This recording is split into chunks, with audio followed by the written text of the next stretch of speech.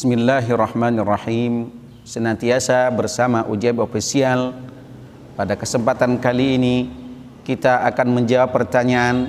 Di antaranya adalah, Ustadz, banyak sekali terdapat kata ad-din di dalam Al-Quran, seperti misalnya Maliki Yaumiddin, Inna ad-dina indallahil Islam, wa man yabtaghi ghairal islami dina, atau waqatiluhum hatta la takuna fitnatu wa yakuna ad-dinu lillah. Yang jadi pertanyaan saya, Ustadz, apakah kata ad-din yang disebutkan dalam Al-Quran itu memiliki makna yang berbeda? Saudara, Bapak Ibu pemirsa yang budiman, sebelum saya menjawab dan menjelaskan makna ad-din dalam Al-Quran, saya akan menyampaikan bahwa ada 92 kata ad-din yang terulang di dalam 82 ayat, itu memiliki makna yang berbeda-beda. Berdasarkan penelusuran kami dalam kitab tafsir, ada 6 makna ad-din dalam Al-Quran. 6 makna ad-din di dalam Al-Quran. Yang pertama, ad-din artinya adalah al-jaza' wal hisab, hari perhitungan dan pembalasan. Seperti dalam surah Al-Fatihah yang sering kita baca, Maliki Yaumiddin, ialah Allah yang memiliki hari pembalasan. Atau seperti ungkapan kama tadinu tudan, sebagaimana engkau berbuat maka begitulah engkau akan dibalas. Ini yang pertama, ad-din artinya pembalasan atau perhitungan. Yang kedua, ad-din berarti adalah syariatullah, syariat Allah. Seperti dalam surah Ali Imran ayat 19, Inna ad-dina indallahil Islam. Sesungguhnya syariat yang diakui di sisi Allah Subhanahu wa taala adalah syariat Islam. Ini yang kedua. Yang ketiga, ad-din artinya totalitas dalam penghambaan kepada Allah.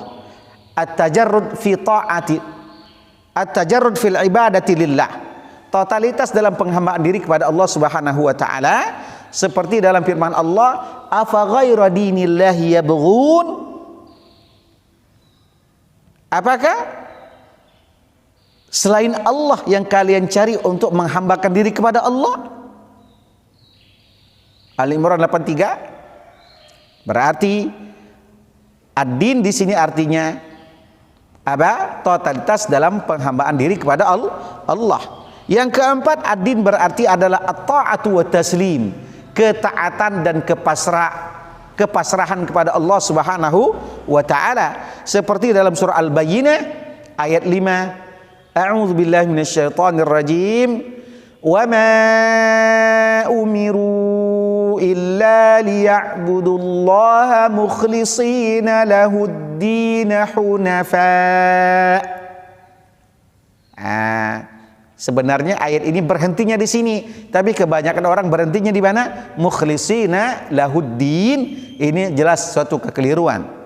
Jadi ad-din di dalam surah Al-Bayyinah ayat 5 ini berarti adalah ketaatan dan kepasrahan. Dan tidaklah kami diperintahkan kecuali untuk menyembah Allah Subhanahu wa taala mukhlishina lahud-din hunafa, dengan penuh ketaatan dan kepasrahan. Ad-din di sini adalah ketaatan dan kepasrahan. Yang kelima, makna dari ad-din adalah al-hukumatu wad-daulah, pemerintahan dan ketatanegaraan atau negara. Seperti dalam surah Al-Baqarah dan surah Al-Anfal, wa qatiluhum hatta la takuna fitnatu wa yakuna ad-dinu lillah. Kalau dalam surah Al-Anfal ada tambahan wa yakuna ad-dinu kulluhu lillah, dan perangilah mereka sehingga tidak ada fitnah. Kemarin kita sudah menjelaskan makna fitnah, hatta la takuna fitnatu wa yakuna ad-dinu kulluhu lillah, sehingga kekuasaan itu adalah milik Allah Subhanahu wa taala. Yang terakhir makna dari ad-din atau yang keenam adalah al-milku was-saitarah. Kalau yang kelima tadi pemerintahan dan negara, sekarang yang keenam makna ad-din al-milku was-saitarah, kepemilikan dan penguasaan. Seperti firman Allah dalam surah Al-Anfal Ali Imran ayat 85, wa man yabtaghi ghairal islami dina. Barang siapa mencari selain Islam sebagai kekuasaan, wa huwa fil akhirati minal khasirin, maka dia nanti termasuk orang-orang yang merugi.